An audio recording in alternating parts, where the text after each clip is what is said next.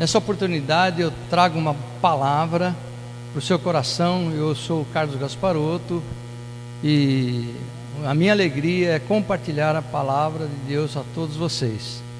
Hoje vou trazer uma palavra sobre as bodas do Cordeiro e o tribunal de Cristo.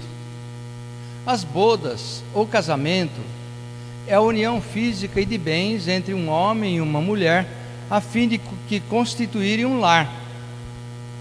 Porém, existe um casamento espiritual entre Cristo e sua igreja, chamado de bodas do Cordeiro, que será uma festa nos céus, quando todos os salvos por Cristo estarão comemorando uma ceia especial entre eles e o Cordeiro de Deus. O apóstolo João viu e ouviu os anjos louvando a Deus, porque estava quase começando um evento que marcaria o início de uma vida nova para a igreja. Esse evento é chamado de a festa das bodas do Cordeiro, está descrito em Apocalipse capítulo 19, versos de 6 a 9, e diz assim: E ouvi como que a voz de uma grande multidão, e como que a voz de muitas águas, e como que a voz de grandes trovões, que dizia: Aleluia, pois já o Senhor Deus Todo-Poderoso reina. Regozijemo-nos e alegremo-nos e demos-lhe glória, porque vindas são as bodas do Cordeiro e já sua esposa se aprontou. E foi-lhe dado que se vestisse de linho fino, puro e resplandecente, porque o linho fino são as justiças dos santos. E disse-me: Escreve: Bem-aventurados aqueles que são chamados à ceia das bodas do Cordeiro. E disse-me: Estas são as verdadeiras palavras de Deus. Esse texto do apóstolo João, quando ele recebe essa revelação do anjo, sobre a festa das bodas do Cordeiro, nós vemos que ela ocorrerá após a primeira fase da segunda vinda de Cristo, ou seja, logo após o arrebatamento secreto da igreja, antes da grande tribulação. Após o arrebatamento, a igreja passará também pelo tribunal de Cristo, onde ocorrerá um julgamento das obras realizadas pelos salvos. Esse julgamento não será para a condenação, mas sim para que os cristãos sejam galardoados com os prêmios prometidos por Cristo. Após receberem os galardões, ocorrerá então a ceia das bodas do Cordeiro, com a celebração da grande ceia do Senhor que foi prometido por Jesus. O tribunal de Cristo ocorrerá durante essas bodas do Cordeiro. Nós estamos sempre enfatizando que Jesus é rei e sacerdote, mas muitos se esquecem de que ele também é juiz. Vejam Salmos 9, versículo 7. Mas o Senhor está sentado perpetuamente, ou seja, para sempre. Já preparou o seu tribunal para julgar. Todos os salvos em Cristo devem compreender o que será esse tribunal, bem como o que os aguarda nesse grande evento. Servir a Deus é um grande privilégio, embora haja lutas, decepções, frustrações e outras intempéries na nossa vida, mas um dia chegará em que nós seremos recompensados, amados. A palavra de Deus assegura que todos os que creram e serviram a Cristo terão que comparecer no tribunal de Cristo. Contudo, não se trata de um juízo para julgamento de pecados, mas um tribunal que julgará as obras e os atos ou atitudes dos crentes, recompensando-os ou não, pelo que fizeram na obra de Deus enquanto estiveram na terra. Veja o que Paulo escreveu aos 2 Coríntios 5, versículo 10. Porque todos devemos comparecer ante o tribunal de Cristo, para que cada um receba segundo o que tiver feito por meio do corpo, ou bem ou mal. Vamos analisar esse versículo. Quando o versículo diz todos, né, todos devemos comparecer perante o tribunal de Cristo, se percebe que não haverá exceção. Ou seja, todos os verdadeiros cristãos de todas as línguas e nações, de todos os tempos do cristianismo, após a ressurreição de Cristo, estarão lá. O termo comparecer é uma tradução da palavra grega phonero, com PH, da antiga farmácia, né? Phonero. Esse termo comparecer significa, no grego, ser claramente visto, ser explicitamente manifesto ou discernido. Esse é o verdadeiro significado desse comparecimento: ser claramente visto, ser discernido completamente. Essa mesma palavra, phonero ou comparecimento, é usada em 1 Coríntios 3,13, em que Paulo adverte que a obra de cada um se manifestará. Na verdade, o dia a declarará, porque pelo fogo será descoberto. O termo tribunal é representado pela palavra grega bema ou bematos, que se refere a uma plataforma elevada de julgamento e recompensa. Esse termo, tribunal ou bematos, é usado 10 vezes no Novo Testamento. Então é algo considerado importante. Quando se repete várias vezes, significa que a ênfase que tem a palavra tribunal é uma ênfase necessária. O bema ou bematos não é um evento prejudicial. Ao invés disso, é um local de análise, de discurso e de premiação. Não é um tribunal que julga para condenação. Assim como um concurso de beleza, né? Será um local onde a vida e as obras dos cristãos serão expostas e serão examinadas. Vamos ver o julgamento.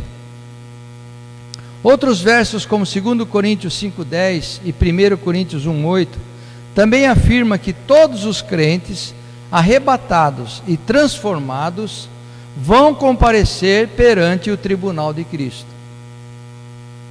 Nesse evento não haverá, como já dissemos, julgamento por pecados, mas apenas serão apreciadas as obras dos salvos na terra, obras que foram praticadas e que serão julgadas a fim de que recebam ou não os galardões prometidos pelo Senhor.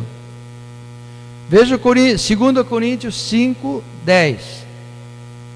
Porque todos devemos comparecer ante o tribunal de Cristo, para que cada um receba segundo o que tiver feito por meio do corpo, ou bem ou mal.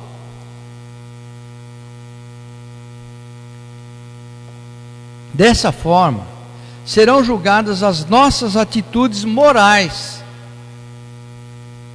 quando estaremos prestando contas do que fizemos com o nosso corpo. Você se lembra daquela musiquinha? Cuidado olhinho que vê, cuidado boquinha o que fala, o Salvador do céu está olhando para você.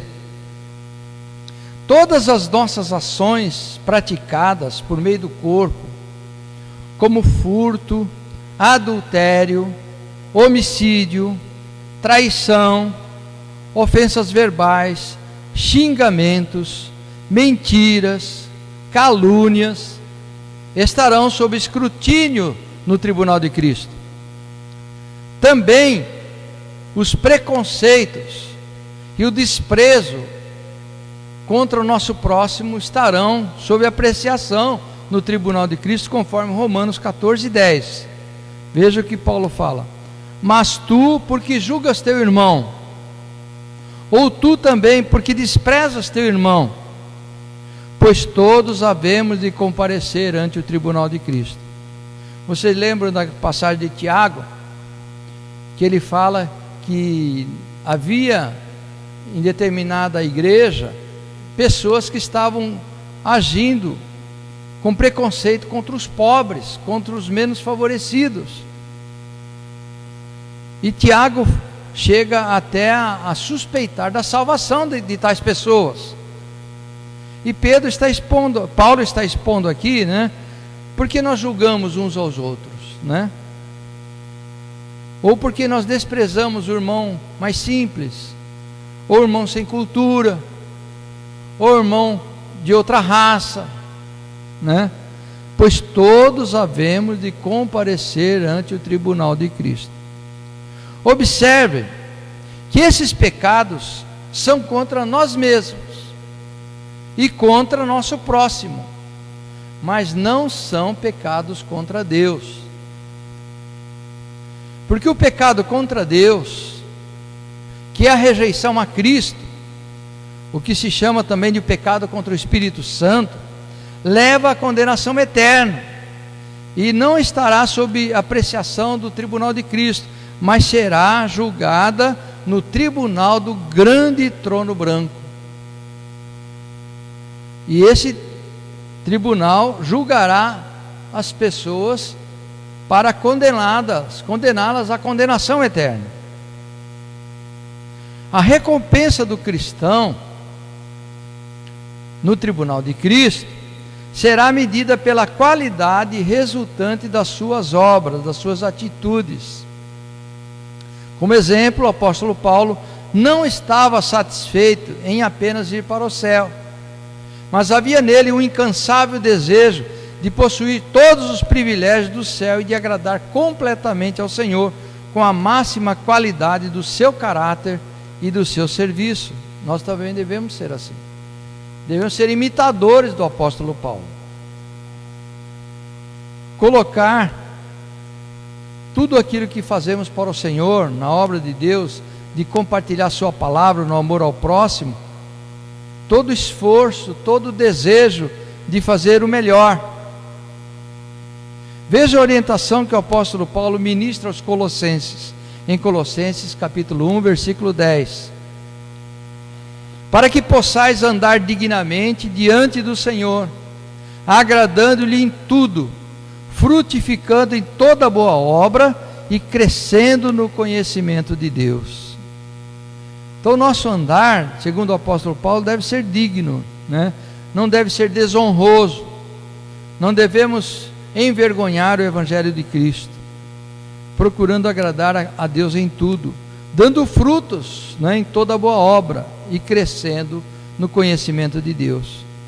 Por mais vergonha que os cristãos venham a ter no tribunal de Cristo por suas falhas, quando Jesus se manifestar nas bodas do Cordeiro, eles serão considerados irrepreensíveis por causa da morte de Cristo no Calvário. Então, nas bodas, todos os cristãos não serão repreendidos, nenhum deles será repreendido, porque serão considerados irrepreensíveis por estarem ali, por serem lavados pelo sangue do Cordeiro e terem renunciado a si mesmo, carregado a sua cruz e seguido o Salvador. Em 1 Coríntios 1, 7 e 8, Paulo expressa dessa maneira essa irrepreensibilidade: de maneira que nenhum dom vos falta, esperando a manifestação de nosso Senhor Jesus Cristo. Manifestação seria quando nós seremos arrebatados. O qual, continua Paulo, o qual vos confirmará também até o fim, para serdes irrepreensíveis no dia de nosso Senhor Jesus Cristo. Esse no dia de nosso Senhor Jesus Cristo é o dia da sua volta, mais especificamente antes da sua volta aqui na terra, mas no arrebatamento, quando nos encontrarmos nos ares com Ele. Outro ponto de discussão acerca das bodas do Cordeiro é sobre quem poderá participar dela, desse evento. Nós defendemos, na nossa opinião, segundo os textos bíblicos, que somente os santos que fizeram parte da igreja participarão dessa festa. Ou seja, os do Antigo Testamento não participarão das bodas do Cordeiro, e vou explicar por quê. Veja Apocalipse 19, versículo 7. Regozijemo-nos e alegremo-nos e demos-lhe glória, porque vindas são as bodas do Cordeiro e já a sua esposa se aprontou. Quem é a esposa do Cordeiro? É a igreja. O próprio João Batista afirmou que ele não fazia parte da esposa, ele não era a esposa, ele não participava do grupo que era da esposa, mas ele se considerava amigo do Cordeiro. Então os do Antigo Testamento são considerados amigos e não esposa. A esposa de Cristo é a sua igreja e não Israel.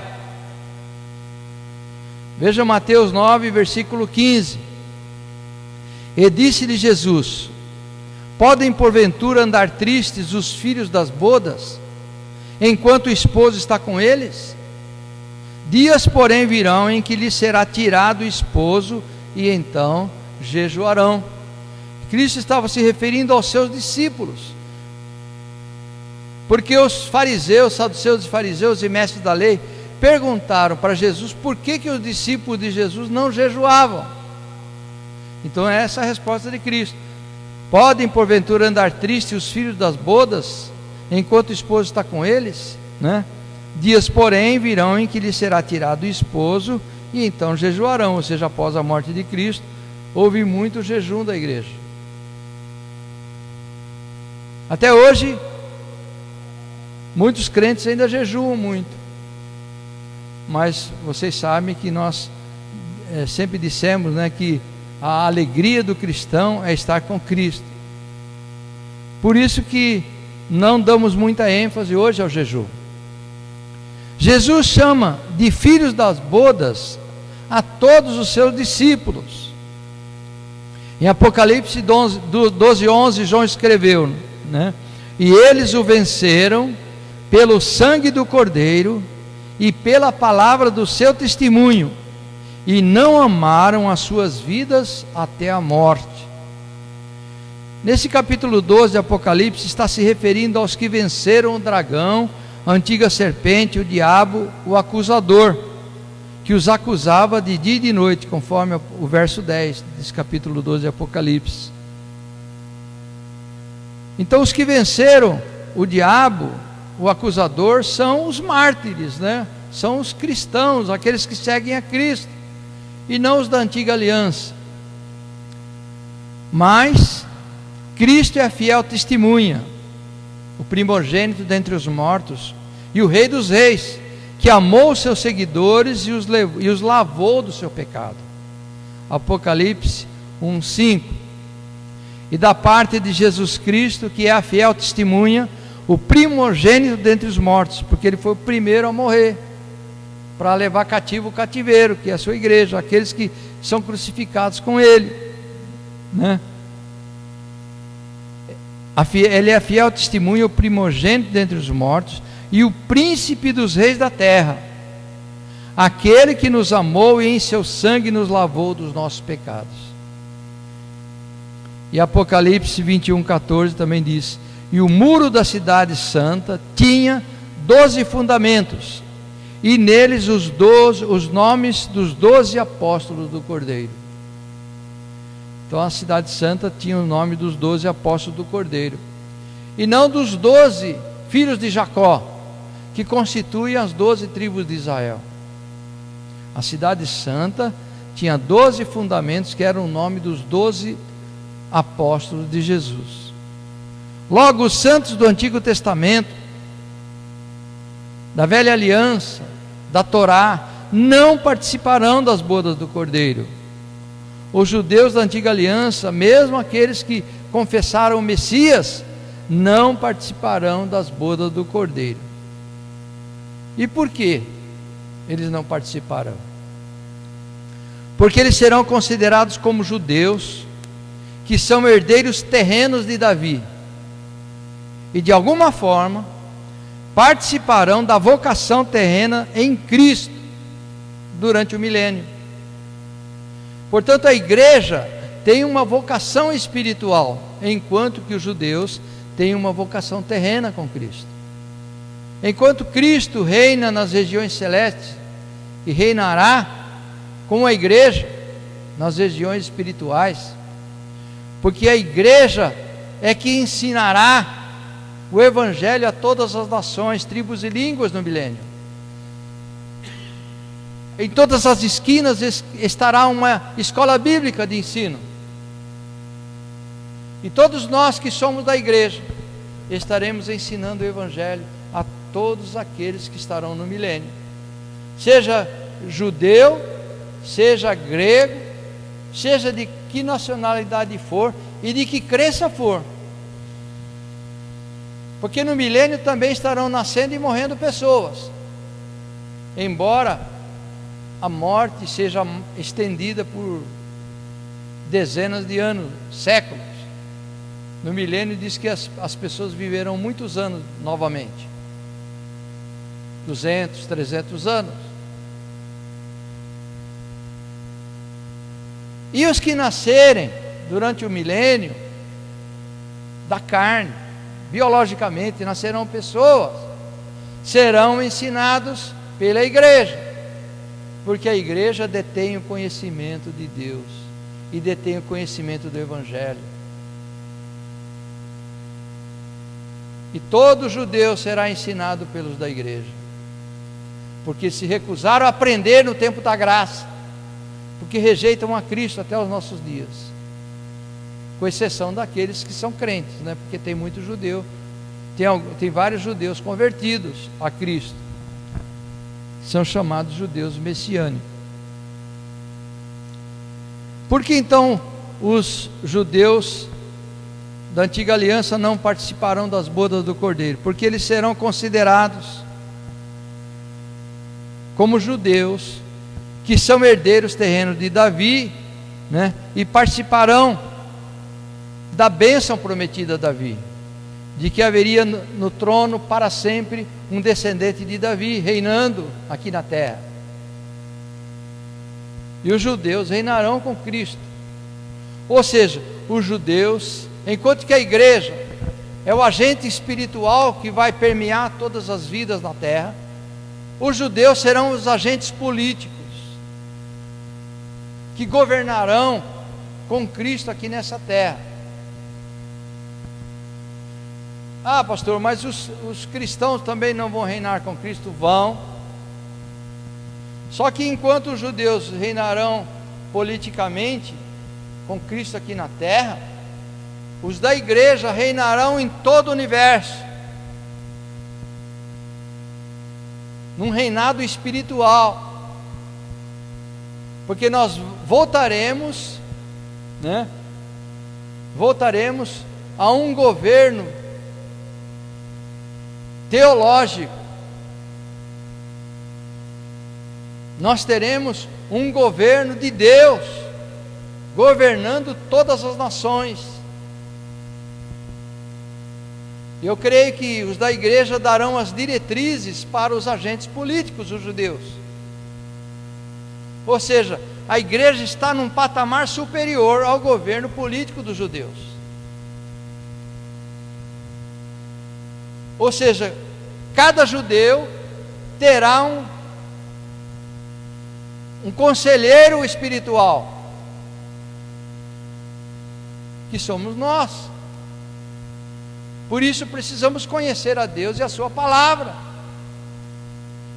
porque o nosso conhecimento aqui na terra não será desprezado na eternidade nem no milênio.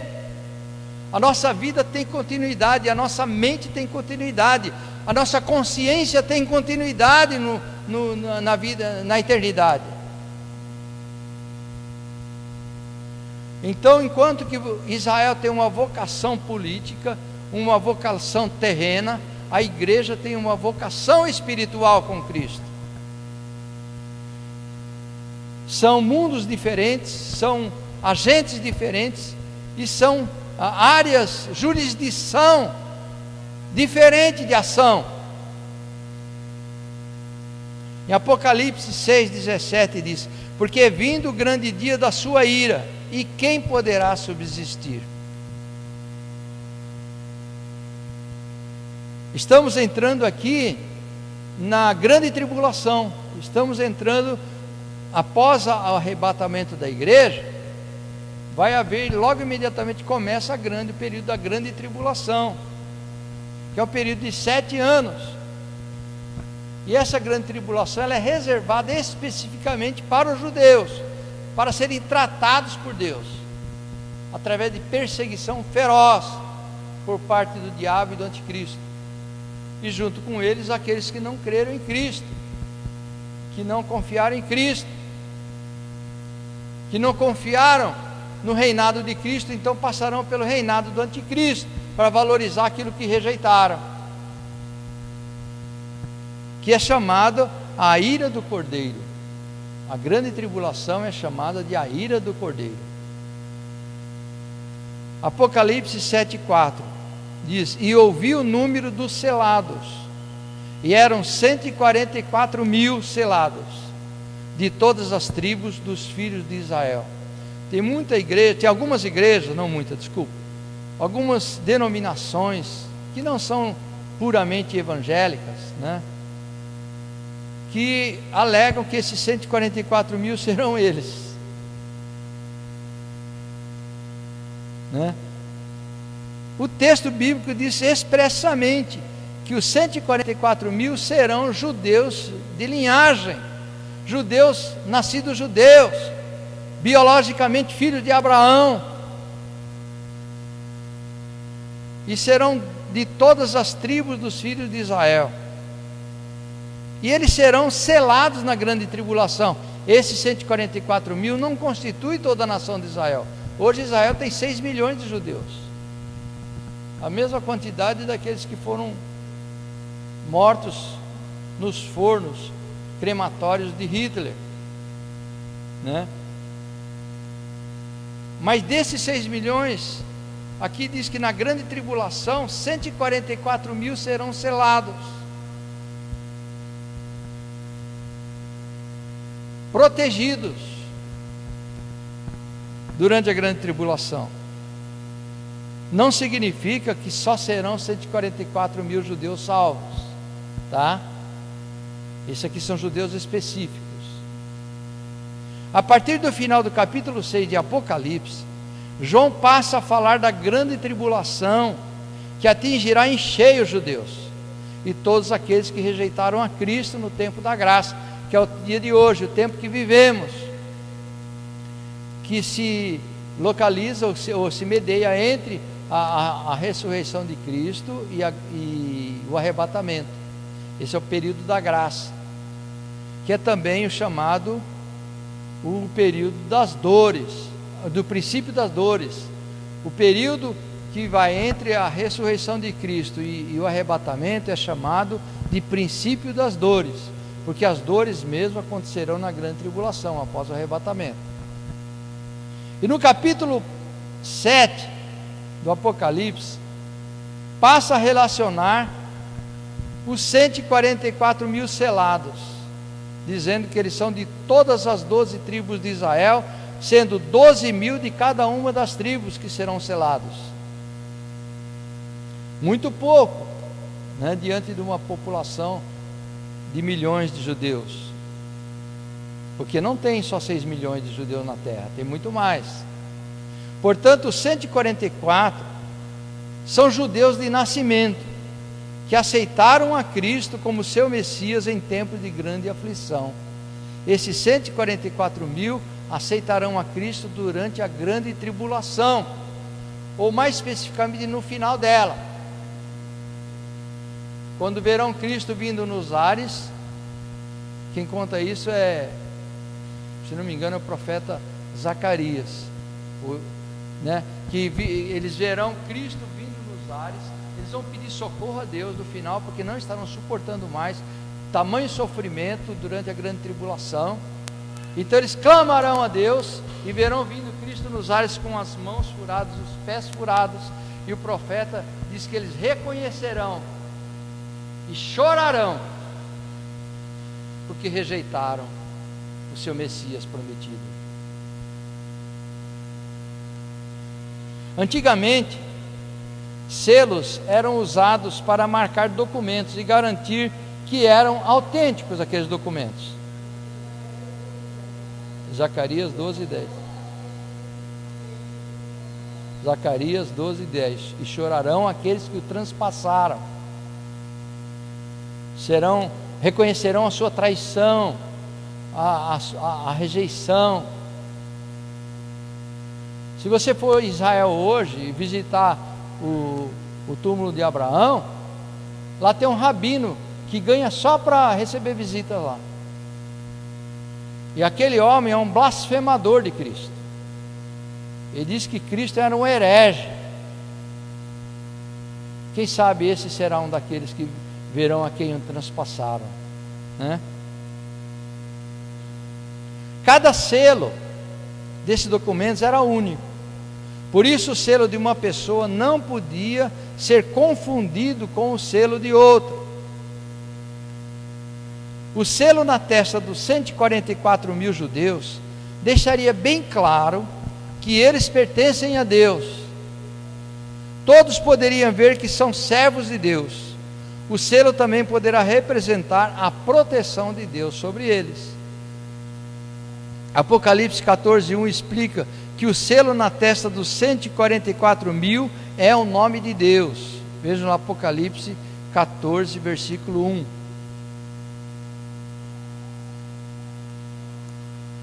E olhei, e eis que estava o Cordeiro sobre o monte Sião, e com ele 144.000, que em suas testas tinham escrito o nome de seu Pai. O nome de Deus para os judeus atualmente é Adonai. É assim que os judeus se referem ao Pai, ao Criador, Adonai. Apocalipse 14, versos 4 a 5, diz que os 144.000 são pessoas virgens. Virgens que seguem Jesus por todo lado e que não tem mancha alguma. Então eu pergunto: eles são virgens porque não conheceram nenhuma mulher? Não é isso que se trata o assunto, porque entre eles também existirão mulheres, entre os 144.000. A virgindade, quer dizer, isso é uma suposição minha, tá? De que existirão mulheres. A virgindade é a pureza da doutrina que eles seguem, porque rejeitaram o anticristo e rejeitaram o enganador em suas vidas, e se tornaram discípulos de Cristo, rejeitando a doutrina antiga, a doutrina judaica, que os aprisionava e aprisionava suas mentes.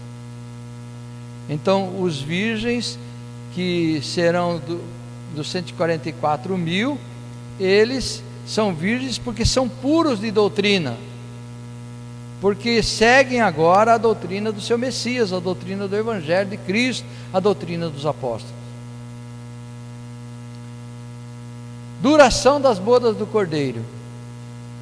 A festa das bodas do Cordeiro terá duração de 7 anos, o que corresponde ao período exato da grande tribulação que estará assolando a terra, porque as bodas do Cordeiro e a grande tribulação ocorrerão juntos, simultaneamente. Enquanto acontece a grande tribulação na terra, nos céus acontece a ceia do Senhor nas bodas do Cordeiro. Ao final dos 7 anos das bodas, Cristo voltará pela segunda vez, né, que a gente chama de segunda fase de sua vinda, né? Porém agora visivelmente e acompanhado pela igreja e pelos anjos dos céus. Normalmente o período de 7 anos é defendido utilizando referências do livro de Daniel, das 70 semanas de Daniel, e do livro do Apocalipse. Geralmente as bodas de um casamento judaico duravam 7 dias, e assim também é uma figura que prenuncia as bodas do Cordeiro, que são 7 anos. Os dias proféticos, um dia profético ele tem a validade de 1 ano. Então 7 dias proféticos correspondem a 7 anos. E quando se dará o tribunal de Cristo? Nós já falamos, né? Esse julgamento se dará logo após o arrebatamento, quando a igreja chegar ao céu. Todos os salvos que permanecerem em Cristo Jesus participarão do tribunal de Cristo. Quem será o juiz do tribunal de Cristo? Em todo tribunal há um juiz. Jesus Cristo será o juiz que julgará as obras, boas ou más, realizadas enquanto estávamos na terra.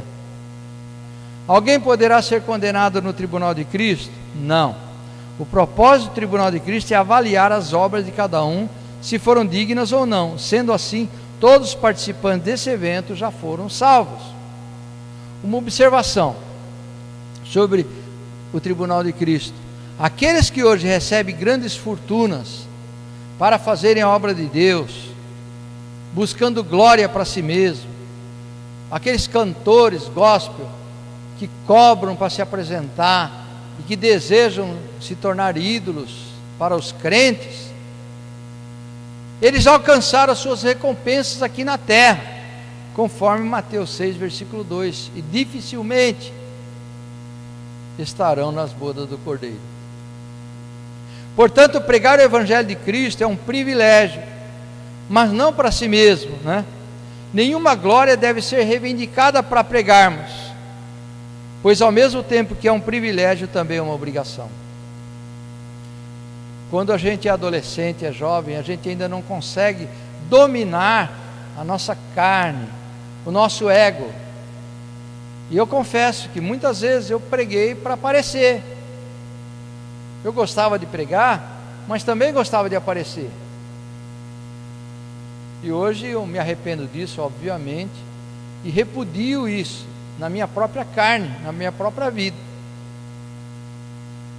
Porque anunciar o Evangelho é uma obrigação que recai sobre nós. Apesar de ser um privilégio, também é uma obrigação. Ninguém deve querer pregar ou cantar uma música gospel para louvor de si mesmo, mas daquele que o resgatou das trevas.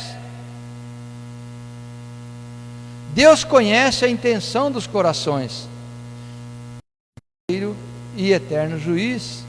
Ele conhece os nossos corações e sabe a motivação do nosso ensino. E como as obras serão julgadas? Resposta: as obras serão julgadas pelos interesses que levaram os cristãos a fazer a obra de Deus. Deus naquele dia manifestará os desígnios do coração, conforme 1 Coríntios capítulo 4, versículo 5. As obras serão analisadas segundo a intenção do coração de cada crente que estará sendo julgado, de cada crente cujas obras estarão sendo julgadas. O que será considerado é se as obras realizadas estavam de acordo com a palavra de Deus.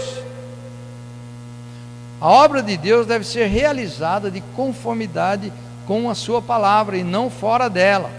Veja o Apocalipse 1, versículo 3. Bem-aventurado aquele que lê e que ouve as palavras desta profecia e guarda as coisas que nela estão escritas, porque o tempo está próximo. Se os métodos tiveram as motivações corretas, será analisado. 2 Coríntios 5,10: cada um receberá segundo o bem ou mal que tiver feito. Tem uma igreja aí que fala: os fins justificam os meios, e usam métodos sórdidos para fazer essa obra de pregação. Obrigam pastores a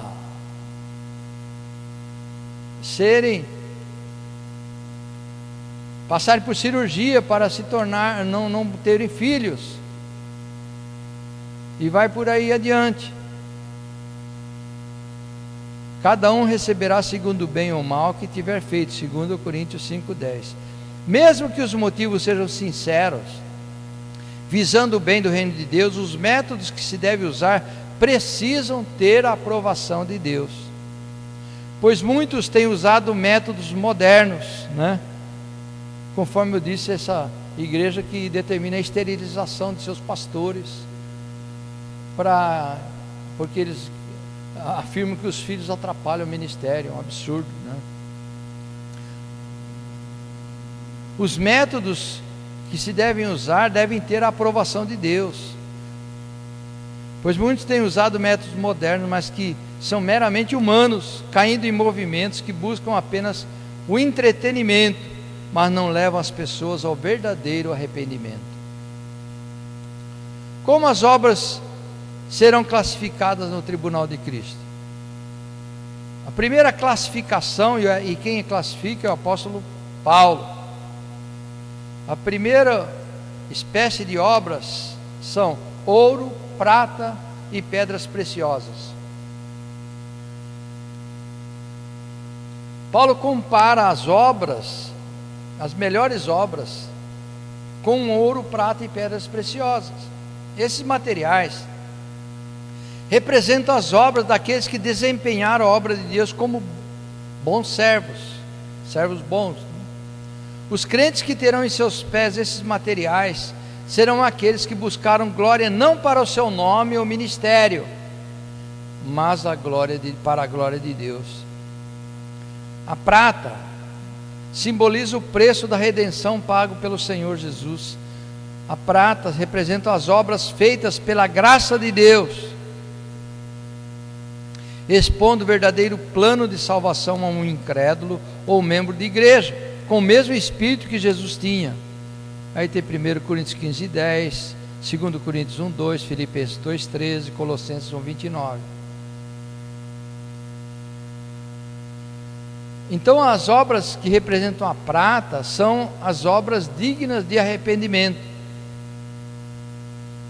O ouro, a obra que significa o ouro simboliza as coisas celestiais, a palavra e o Senhor, né? As obras feitas em ouro são as obras feitas em Deus. João 3:21, João 15:4, João 15:5, Filipenses 1:10 e assim por diante, né? São as obras feitas em Deus, conforme a sua palavra. Pedras preciosas simbolizam o Espírito Santo como um adorno para a sua noiva.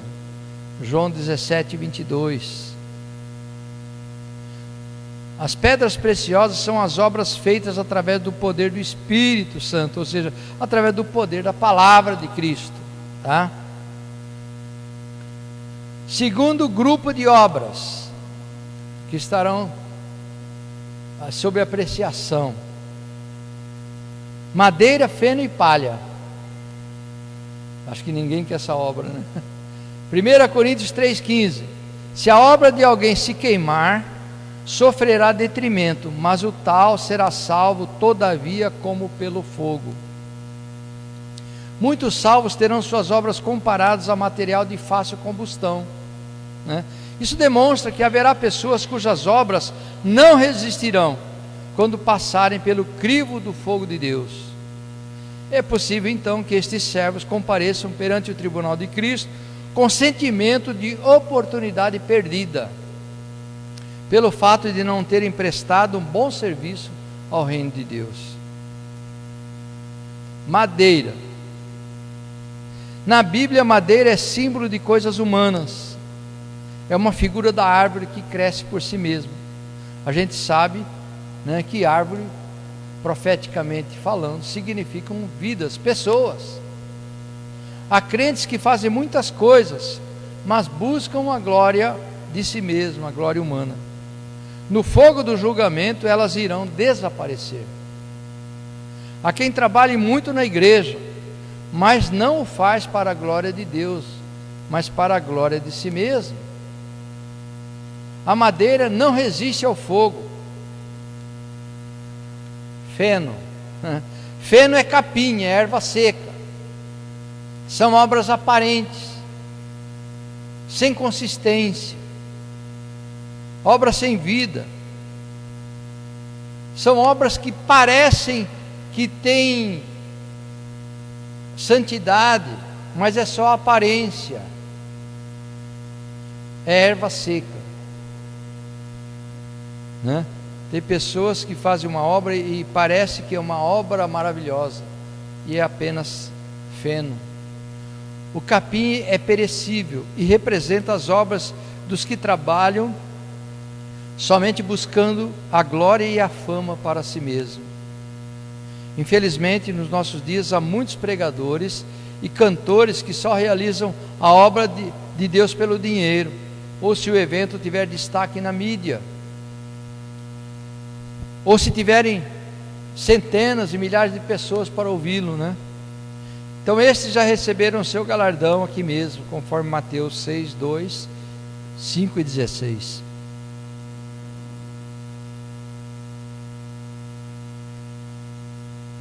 A palha, a obra que representa a palha. A madeira ainda tem certa consistência, né? Mas a palha é muito mais frágil, não resiste à força do fogo, o vento a leva com facilidade. A palha é instável, não pode se misturar com o trigo. Palha representa obra sem firmeza, ou seja, feita por pessoas inconstantes. Nós conhecemos um jovem, que cidade que ele é mesmo? Emanuel. Nós conhecemos um jovem de Recife, não é de Recife. Ele diz assim: olha, eu ia na igreja, eles pegavam um versículo bíblico, num domingo aquele versículo representava uma coisa, no outro domingo eles representavam o versículo de forma totalmente contrária. De João Pessoa, Emanuel, de João Pessoa, Emanuel. E ele diz: olha, cada dia a mensagem, o versículo tinha uma mensagem oposta a outra. Ou seja, são pessoas inconstantes, que não interpretam a palavra conforme ela é, mas conforme o seu desejo, a sua carne. Pedro diz que os textos bíblicos não são de particular interpretação, eles só têm uma interpretação, que é a interpretação verdadeira. Efésios 4,14, o apóstolo Paulo diz que eles são levados como a palha por todo o vento de doutrina. E pessoas inconstantes que não se firmam. O que sentirão aqueles cujas obras foram consumidas pelo fogo? Eles não receberão completo galardão. 2 João 1,8. Será considerado o menor no reino dos céus, tá? Aquele cujas obras foram consumidas pelo fogo serão considerados o menor no reino dos céus. Terão muita tristeza ao verem suas obras queimadas. Mas será que haverá tristeza nas bodas do Cordeiro? É o que o texto diz, né? 1 Coríntios 3,15. Quando verem suas obras queimadas, ficarão tristes, ficarão envergonhados pelas obras que foram queimadas e consideradas sem nenhum valor para Deus. Agora vejamos as coroas que os salvos receberão no tribunal de Cristo. Olha as coroas que os salvos receberão. Veja qual é a tua coroa. Primeira, coroa incorruptível do vencedor. 1 Coríntios 9:25. E todo aquele que luta de tudo se abstém. Eles o fazem para alcançar uma coroa corruptível. Nós, porém, uma incorruptível. Segunda coroa, coroa da vida, a coroa dos mártires. Apocalipse 2:10. Nada temas das coisas que há de padecer. Eis que o diabo lançará alguns de vós na prisão, para que sejais tentados, e tereis uma tribulação de 10 dias. Sê fiel até a morte, e dar-te-ei a coroa da vida. Coroa de glória é a coroa dos presbíteros, bispos, pastores e apóstolos. 1 Pedro 5,4. E quando aparecer o sumo pastor, alcançareis a incorruptível coroa da glória. Em quarto lugar, coroa da justiça, são aqueles que amam a vinda de Cristo. 2 Timóteo 4,8: desde agora a coroa da justiça me está guardada, a qual o Senhor, justo juiz, me dará naquele dia, e não somente a mim, mas também a todos que amarem a sua vinda. Coroa de exultação do vencedor. 1 Tessalonicenses 2,19: porque qual é a nossa esperança ou gozo, ou coroa de glória? Porventura não o sois vós também diante de nosso Senhor Jesus Cristo em sua vinda? Então, queridos, a missão estabelecida por Cristo para pregar o Evangelho não é de uma pessoa só, mas é de toda a igreja. João deixa claro que a mesma comissão entregue ao Filho pelo Pai é a nossa mesma comissão. Consciente disso, a igreja tem a intensa missão de viver a serviço do reino de Deus. Essa atitude demonstra que não pensamos em ficar para sempre aqui, mas que estamos em uma missão urgente. Devemos trabalhar enquanto é dia, pois a noite vem quando ninguém pode trabalhar. O dia representa a oportunidade que temos para servir, para trabalhar. Ao contrário, a noite se refere ao tempo que terá passado todas as oportunidades de fazermos alguma coisa, né? João 9,4, ele diz: convém que eu faça as obras daquele que me enviou, enquanto é dia. A noite vem quando ninguém pode trabalhar. É Cristo que disse isso, né? Então, para concluir, amados, durante as bodas do Cordeiro teremos um tempo de alegria indescritível, por estarmos todos juntos com os salvos de todas as épocas. Então veremos que o nosso trabalho não é vão no Senhor. Conforme Paulo escreve em 1 Coríntios 15:58: portanto, meus amados irmãos, sede firmes e constantes, sempre abundantes na obra do Senhor, sabendo que o vosso trabalho não é vão no Senhor. Então, quando você estiver desanimado, pensando, o que eu faço às vezes parece que não dá fruto, não tem resultado. Não, a palavra de Deus diz que o trabalho que nós fazemos, que você faz para o Senhor, não é vão. A Bíblia diz que a palavra de Deus voltará, não voltará vazia, mas voltará trazendo seus feixes, né, de frutos para o qual ela foi enviada. Então a sua palavra que você profere, a palavra de Deus que você profere, ela não voltará vazia. O seu trabalho não é em vão. Continue se esforçando, porque nas bodas do Cordeiro nós veremos os frutos do nosso trabalho. Durante as bodas do Cordeiro, Cristo terá uma palavra pessoal a todos os que o obedeceram. Sabe qual é essa palavra? Ela está em Mateus 25:21. E o seu Senhor lhe disse: bem está, servo bom e fiel, sobre o pouco foste fiel, sobre muito te colocarei, entra no gozo do teu Senhor. Você pode estar pensando, Senhor, eu faço tão pouco, e essa palavra é para você, que se acha tão frágil, e que você não vê às vezes o fruto do seu trabalho. E Jesus disse: bem está, meu servo, minha serva que foi fiel. Você foi fiel no pouco, sobre o muito eu te colocarei. Entra nas bodas do Cordeiro, entra e curta os seus irmãos. Vamos nos apreciar uns aos outros, nos alegrando, porque o reino de Deus está próximo para nós, amados. Amém? Que Deus abençoe a todos vocês.